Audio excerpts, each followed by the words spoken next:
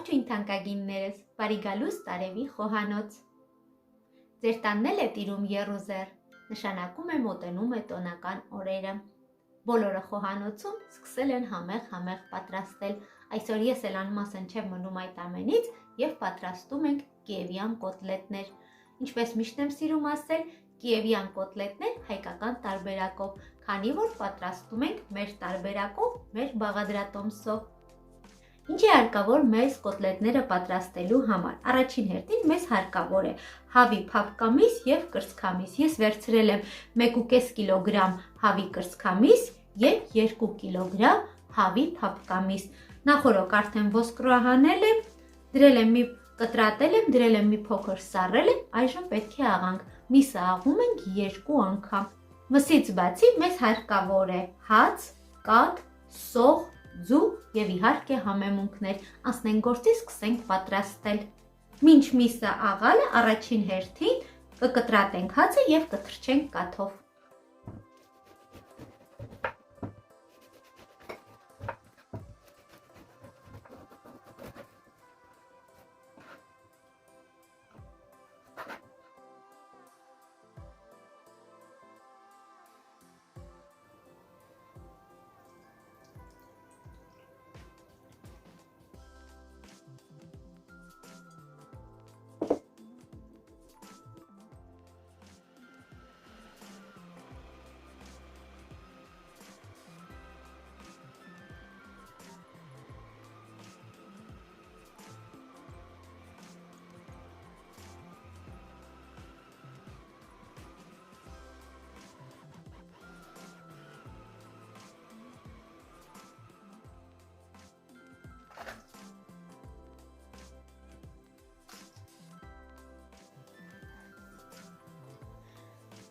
Մեկ անգամ աղացինք, այժմ աղում ենք երկրորդ անգամ։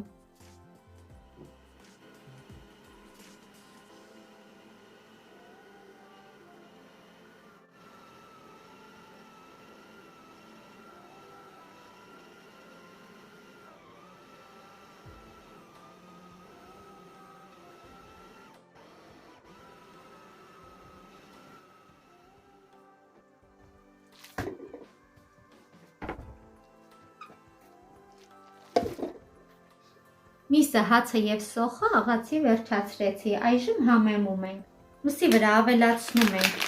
1 ճաշի գթալ սև պղպեղ, 1 ճաշի գթալ կարմիր պղպեղ, 1 ճաշի գթալ խմելի սունելի։ Ավելացնում ենք աղ, մոտ 3 թեյի գթալ։ Հետո համին կնայենք, եթե պետք լինի, կրկին կավելացնենք։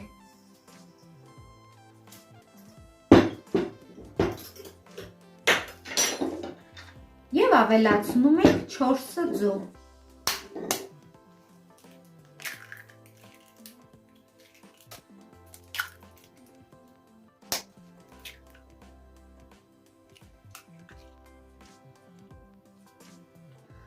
Բոլոր բաղադրիչները լցնելուց հետո այս ամենը լավ հունցում ենք։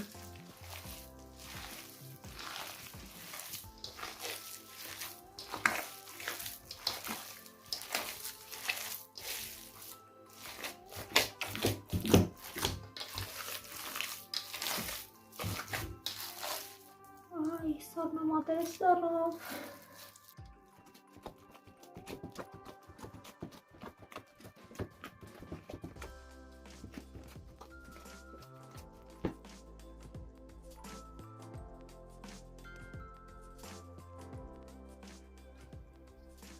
Ֆարշը արդեն պատրաստ է, մոտ 10 րոպե լավ հունցեցի, բոլոր համեմունքները այսպես ասած միախառնվեցին, քանի որ պինդեր ես եւս 200 մլ կաթ հավելացրեցի ու հունցեցի։ Հիմա կդնեմ 2 ժամ, կթողնեմ, որ ֆարշը մի լավ հանգստանա։ Տեսեք, հիմա կաթի եւ ջրի չափը դուք պետք է նայեք, թե ինչքան լցնեք, քանի որ մսերը շատ տարբեր են լինում։ Ես ինքս, երբ որ ոսկրահան էի արել միսը, թողել էի ամբողջովին սառը վիճակից հալվել էր, ավելորդ ջուրը դուրս էր տվել հեղուկը, ես թափել էի, նոր դրել էի սառցախցիկ, սառել էր, կտրել էի, դրել էի, սառել էր։ ջրային մասը ամբողջը թափել եմ ես այդ սառույցը, առնաջուրը։ Դրա համար ինքը շատ է ուզում, ինչքան հունցում ես, ինչքան տրորում ես, ինքը, այսպես ասած, միսը հասունանում է, քյուֆտայի նման եւ ինքը պնդանում է, ջուր է ուզում։ Ինչի եմ ջուր շատ ավելացնում, քանի որ երբ որ միսը շատ պինդ է լինում, տապակելու ընթացքում այն տրակվում է եւ կարագը միջից միջուկը դուրս է գալիս։ Դա նրանից է, որ ձեզ մոտ շատ պինդ է ստացվում։ Ամբողջ միսը ինձ մոտ 3 կիլոգրամ ու կես էր, ես դրան ավելացրեցի 800 մլ կաթ։ Դնենք մի կողմ, թող հանգստանա, պատրաստենք միջուկը։ Միջուկի համար մեզ հարկավոր է 500 գրամ կարագ, 5 ատամիկ սխտոր եւ մի փոքր սամիտ։ Եթե վերցնելու եք տարբեր միջուկներ, կարագով միջուկը կարող եք քիչ պատրաստել։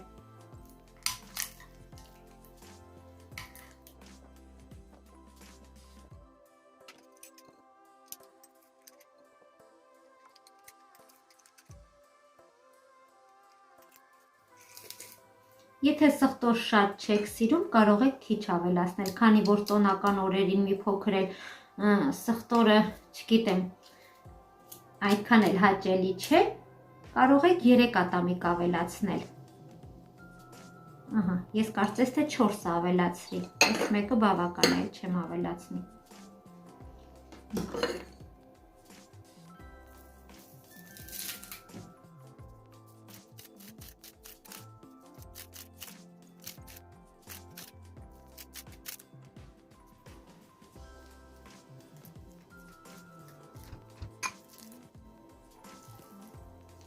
Միջուկը եւս պատրաստ է թանկագիններս, կթողնենք միսը կհանգստանա, այնուհետև կձևավորենք կոտլետները։ Անցավ արդեն 2 ժամ, պատրաստենք կոտլետները, ասեմ, որ կարագի միջուկին մոռացել եմ, աղ չեմ ավելացրել, թեյի գթալի ծայրով մի փոքր աղ ենք ավելացնում եւ կրկին տրորում ենք։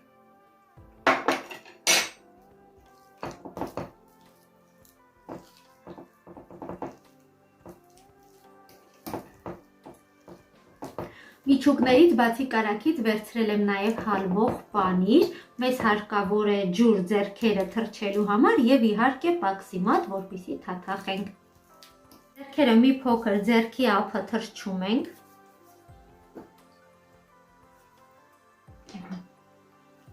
Վերցնում ենք մսից։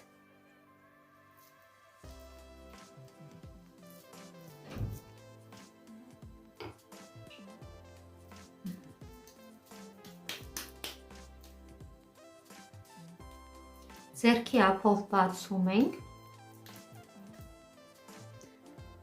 մեջտեղում դնում ենք միջուկը եւ հավաքում ենք իրար վրա։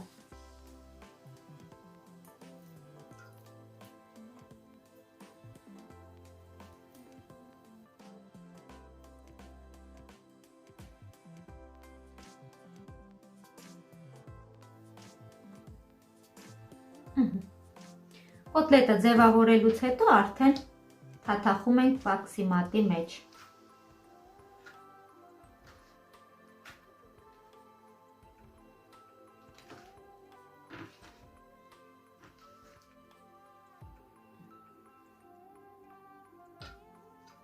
Այսպես։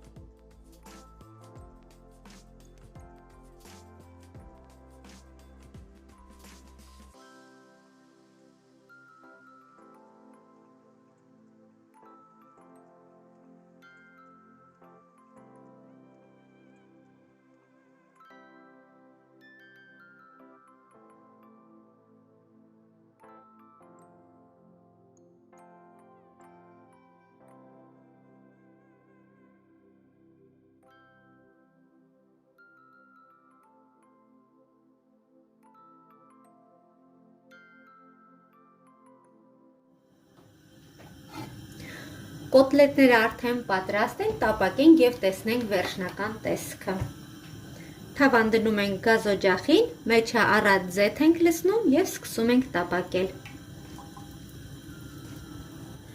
Հենց ձեթը սկսվում է մի փոքր տաքանալ, կոտլետները իջեցնում ենք ձեթի մեջ։ Ասեմ, որ այս չափաբաժնից ստացվում է 90 հատ կոտլետ։ Կախված թե ինչ չափի եք պատրաստում։ Եթե փոքր պատրաստեք, ավելի շատ է ստացվում։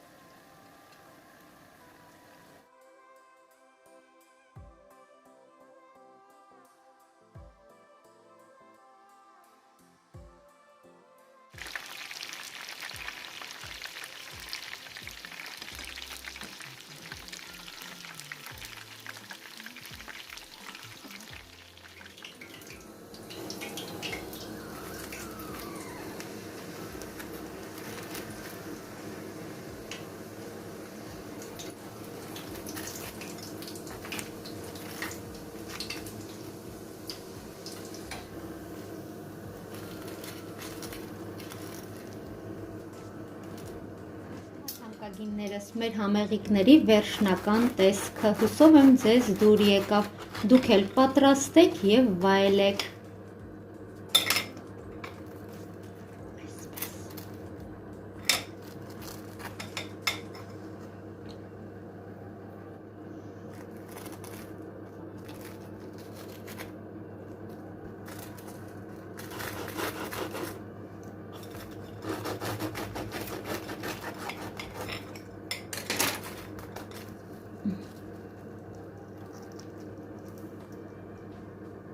Սա էլ պանրով տարբերակը։